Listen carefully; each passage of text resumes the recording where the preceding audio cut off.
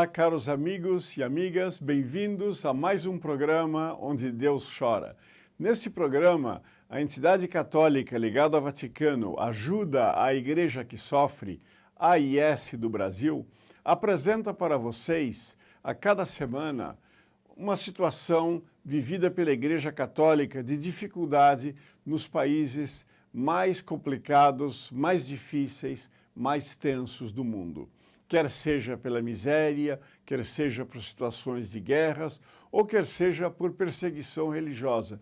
Porque, por incrível que pareça, ainda no século XXI, nós temos perseguição religiosa. Pessoas que não toleram a existência de cristãos em seus países e os perseguem, inclusive chegando até a assassiná-los. É uma situação incrível, mas que ainda existe e que nós aqui no Brasil conhecemos muito pouco. Nós vamos hoje ter o prazer de ouvir um dos maiores especialistas do mundo na situação dos cristãos no Oriente Médio, que é uma situação meio explosiva, complicada, difícil de entender, mas que o padre Samir Khalil vai nos explicar de uma maneira muito fácil de entender, muito didática, ele que é um dos maiores especialistas do mundo nessa matéria. Com vocês, o padre Samir.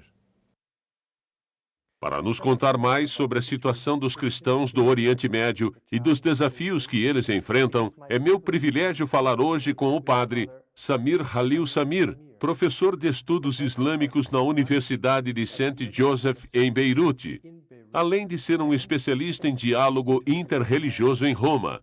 Seja bem-vindo, padre, e obrigado por estar conosco em nosso programa.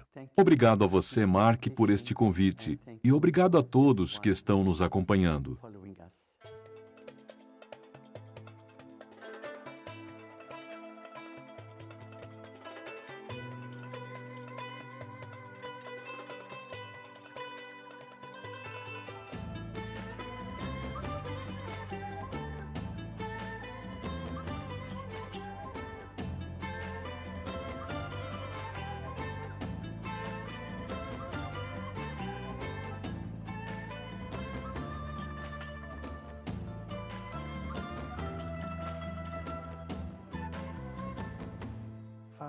Padre, eu gostaria de dar um panorama sobre os cristãos no Oriente Médio. De que estatísticas estamos falando? Quais seriam as experiências que os cristãos de diferentes países estão passando no Oriente Médio? É difícil ter uma estatística precisa, mas eu diria que somos por volta de 16 milhões. A maior parte vive no Egito, isto é, 8 a 10 milhões. O patriarcado diz que este número é bem maior, e o governo diz que é bem menor. Já no Líbano, temos a maior proporção de cristãos, mesmo que sejamos pouco numerosos, por volta de 2 milhões. Também estamos na Síria, na Jordânia, na Palestina, no Iraque. São estas regiões, isto se considerarmos os cristãos nascidos no Oriente Médio. Porque a maior parte dos cristãos que não são do Egito estão na Arábia. Porém, são das Filipinas, do Sri Lanka. Trabalhadores estrangeiros? Sim, trabalhadores estrangeiros, não os nativos. Esses trabalhadores também são importantes e estão sofrendo muito com a situação desses países. No Egito, a situação está difícil no momento, mas não existe perseguição. Mas há discriminação. Discriminação, sim. Também existem regiões em guerra, como no Iraque, e também há 60 anos na Palestina. E essas duas situações são muito duras. Na Palestina, o povo não tem mais esperança. Logo, assim que podem, eles deixam o país. Encontramos mais ou menos a mesma situação no Iraque, pois estão deixando uma região do Iraque e indo para a região curda. No norte? Sim, no norte. Por quanto tempo isso vai durar, nós não sabemos, e eles não sabem. Gostaria de deixar a questão da guerra um pouco de lado por enquanto. Sim, Como poderíamos medir, ou melhor, distinguir discriminação de uma perseguição de fato? bem, a guerra é uma situação ruim, a pior situação. Discriminação, como acontece no Egito, é um segundo nível. Poderia exemplificar? Por exemplo, no primeiro caso, você passa todo dia, todo ano sendo atacado com propaganda islâmica.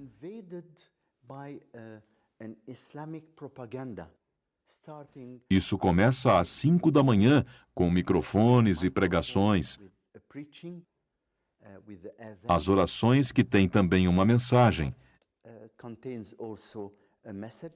Isso durante todo o dia, 5 vezes por dia, passa nos rádios e na televisão. É possível escutar o dia inteiro o seu vizinho colocando no volume máximo o Corão. E você não pode fazer nada. Você não pode dizer, por favor, eu preciso trabalhar, eu preciso dormir, pois a resposta será, essa é a palavra de Deus. Também tem a TV, passam até filmes. Nas escolas, os meninos e as meninas começam o dia com ensinamentos islâmicos. Chegam e vão para o pátio e lá eles fazem o chamado Tabur Sabar, onde você também tem propaganda. E depois, no decorrer do dia, essa propaganda varia de professor a professor. Durante todo o dia, você é atingido por essa realidade. No campo do trabalho, se você estiver procurando um trabalho, não em uma empresa privada, mas em uma repartição pública, eles vão perguntar o seu nome. O que é absolutamente normal. E através dos nomes, que já no Egito se perguntam os 3 nomes, o seu nome, o do seu pai e do seu avô. Se nesses 3 nomes não tiver nenhum Mohammed, isso significa que você é cristão. E também nas carteiras de identidade consta a religião. Exato, mas eles não pedirão a carteira de identidade, só o seu nome. Então você sabe que será classificado como cristão, e talvez isso gere uma resposta negativa. Esse tipo de situação faz você sentir que é tratado de forma diferente. A realidade é que estão tentando islamizar a sociedade. Se estivermos no mês do Ramadã, o sistema da cidade muda. Os horários mudam. Os ônibus não trabalham das 17 até as 20 horas. A vida depende da religião, que por sua vez depende do sol.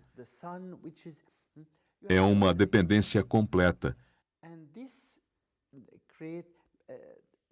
Você sente que não importa quem você é, importa a religião, e não qualquer religião, mas sim esta em particular. Porém, isso são coisas pequenas. Existe também discriminação na universidade, como o fato de não poder ser ginecologista. Não é possível ser professor de árabe, pois é a língua baseada no Corão. E como você pode ensinar o Corão se você não é muçulmano? E ginecologista é, obviamente, porque você olharia para uma mulher muçulmana como um cristão. Isso mesmo. Ou se uma garota cristã for sem um véu, ela será tão criticada que, ao final das contas, ela prefere usar para estar como as outras.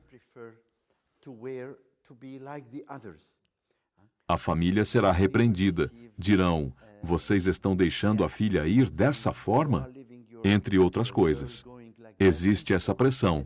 Poderia ser, bem, depende. Nas grandes cidades não é algo muito forte, mas nas menores, nos vilarejos, você sente imediatamente uma reação contrária. Podemos dizer que essa realidade se reflete na maioria dos países do Oriente Médio? Não, não tanto. Claro que na Península Arábica, na Arábia, isso acontece e de forma mais forte. Mas eu falo desses países em que os cristãos já viviam antes da presença do islamismo, ou seja, Egito, Síria, Líbano, Jordânia, Palestina, falando dessas regiões onde existem cristãos nascidos ali, que sempre viveram ali. O Egito está em uma situação pior. Em posição contrária está o Líbano, que não é um país muçulmano, é um país árabe. É o único país árabe que não é muçulmano. E é uma região em que os cristãos e muçulmanos são iguais. Isso significa que eles reconhecem que as religiões são uma parte essencial da sociedade, do sistema, do Estado, porém são tratadas igualmente. Então, no parlamento existem 64 cristãos e 64 muçulmanos. Cristãos de diversas denominações e muçulmanos de 3 ou mais denominações. Então, esse seria um modelo de conduta. O que seria ideal quando pensamos em viver juntos? No meio termo, temos países como a Síria, antes também Iraque, que aparenta ser um Estado laico. Esses dois países por causa do partido Ba'ath.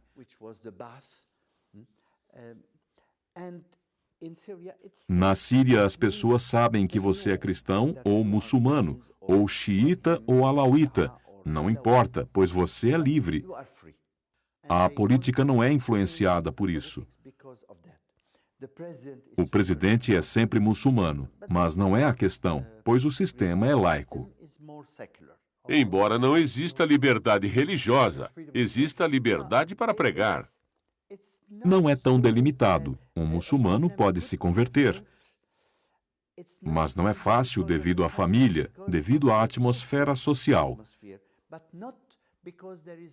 Porém, o motivo não é a existência de uma lei constitucional. Aí está a diferença.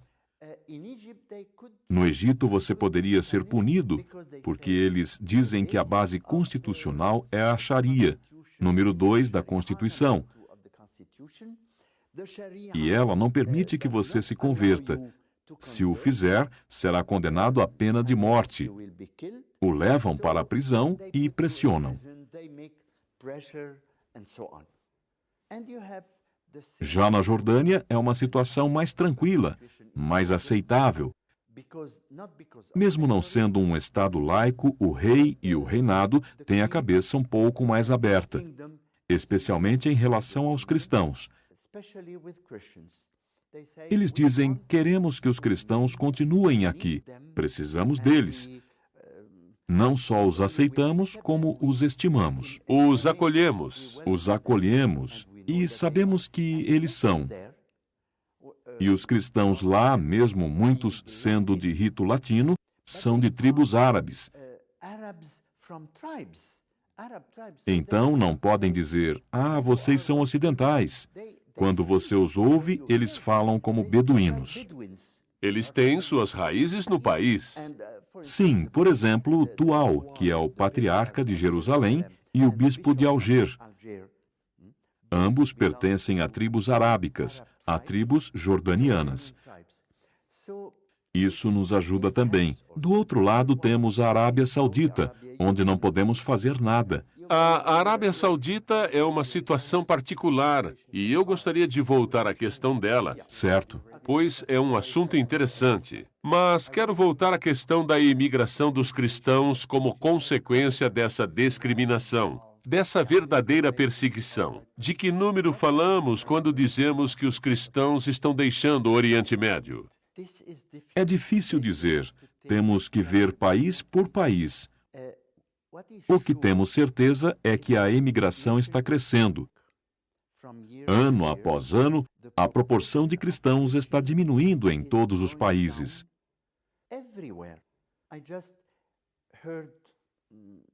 Eu escutei há algumas horas atrás que o bispo de Tyre, cidade do Líbano, onde não existe discriminação, disse: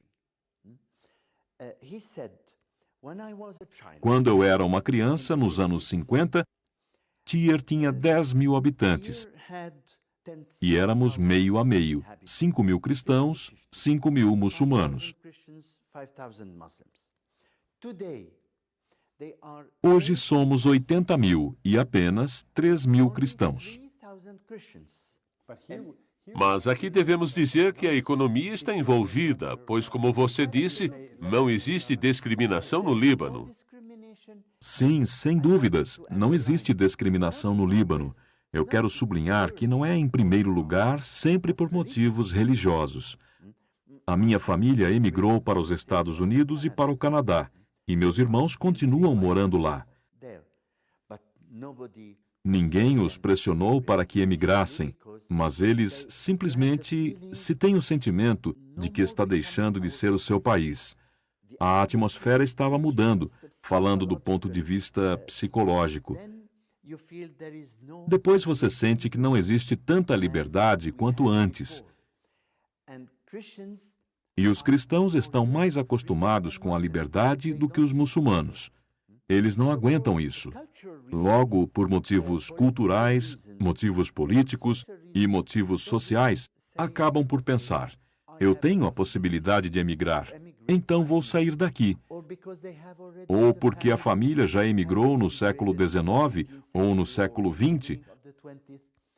Ou porque falam fluentemente, por exemplo, em casa que falamos fluentemente francês e um pouco de inglês. Logo, a adaptação, a enculturação nos Estados Unidos não foi tão difícil, e assim por diante. De certa forma, ao mesmo tempo que vemos essa tendência natural de deixar o país, temos que lembrar que foi primeiramente provocada pela violência, pela guerra no Iraque, pela situação da Palestina. Isso causa uma maior radicalização do Islã e, posteriormente, uma maior pressão nos cristãos. Sim, mas eu quero dar um exemplo que mostra que isso pode ser parado. O exemplo do Líbano. Eu me lembro que o Hezbollah, 10 anos atrás, 10 ou 15 anos atrás, começou um projeto muito direto para que a sociedade fosse islâmica, baseada no modelo do Irã.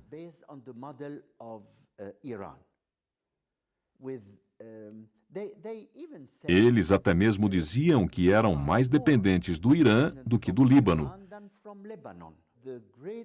A pessoa mais importante para os xiitas do Líbano naquele tempo era o imã Shamseddin, que morreu há 3 anos.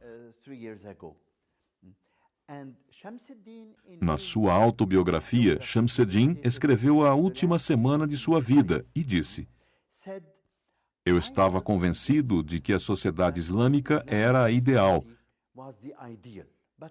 Mas agora, depois desses 10 a 15 anos, eu devo confessar que a sociedade como é neste momento no Líbano é melhor, pois os cristãos dão uma contribuição, uma nova abordagem sobre como viver juntos. E o Hezbollah, por motivos diferentes, disse o mesmo, que não querem uma sociedade islâmica. Aqui está o ponto interessante. É possível acabar com essa tendência do mundo árabe e mostrar para os muçulmanos que somos uma oportunidade para que eles possam viver em uma sociedade mais aberta.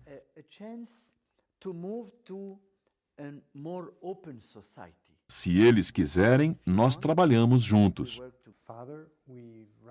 Padre, acabou o nosso tempo, mas nos encontraremos novamente na semana que vem para falarmos da presença dos cristãos no Oriente Médio e sobre qual é a resposta da Europa e dos Estados Unidos a essa questão da radicalização islâmica no Oriente Médio. Muito obrigado por ter estado conosco nessa semana. Eu que agradeço, Mark, e obrigado a todos vocês por terem me aturado, e espero reencontrá-los na semana que vem. Obrigado a vocês, senhoras e senhores, por terem estado conosco em nosso programa. Nós vamos nos encontrar novamente com o padre Samir Khalil Samir na próxima semana para falar sobre a radicalização islâmica do Oriente Médio e sobre a resposta dos Estados Unidos e da Europa a essas questões. Até a semana que vem.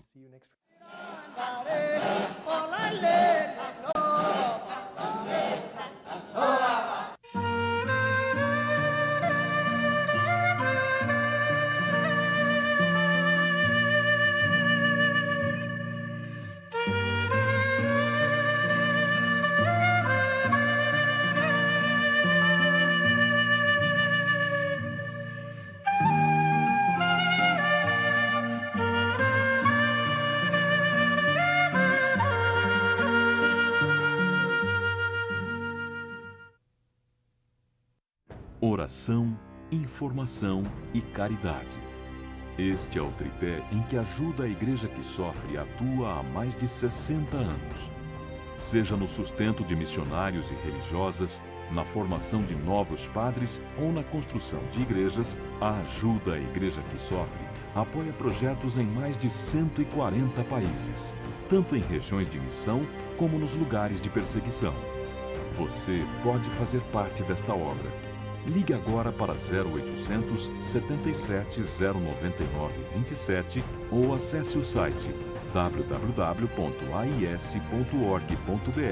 e peça para receber gratuitamente em sua casa o boletim mensal da Ajuda à Igreja que Sofre. Assim, você estará bem informado sobre o que acontece com a sua igreja e saberá como você pode ajudá-la com sua oração e doação.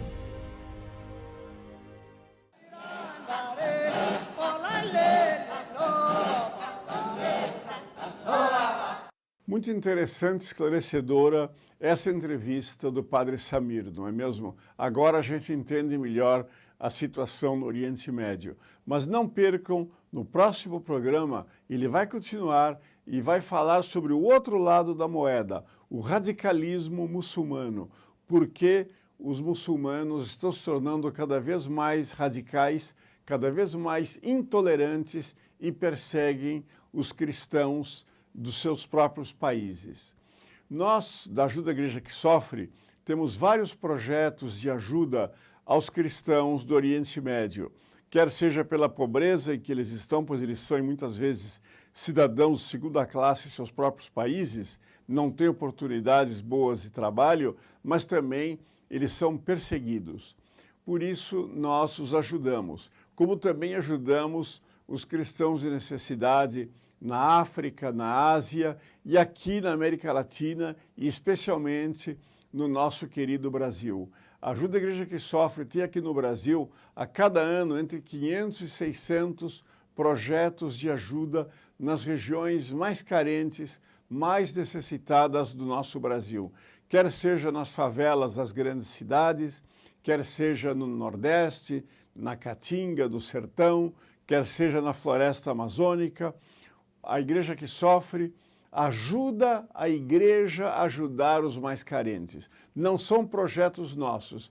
Nós simplesmente pedimos a vocês para dar para a Igreja Católica, para os seus projetos que a Igreja mantém nessas regiões mais necessitadas. Nós passamos para frente a ajuda que chega através de vocês para a Igreja Católica. Se você quiser saber mais como ajudar, como ser missionário, aí da sua casa, sem sair da sua casa, ajudando aqueles que estão na linha de frente de ajudar os mais necessitados, basta você fazer uma ligação gratuita para perguntar como fazer. Ligue agora mesmo para o 0800 77 099 27 e lá lhe será explicado como você faz para ajudar. Ou você pode ir também para o nosso site na internet, www.ais.org.br, e lá você vai ter todas as informações sobre a nossa organização. Nós contamos com a audiência de vocês na próxima semana, nessa mesma estação, nesse mesmo horário. Até lá, se Deus quiser.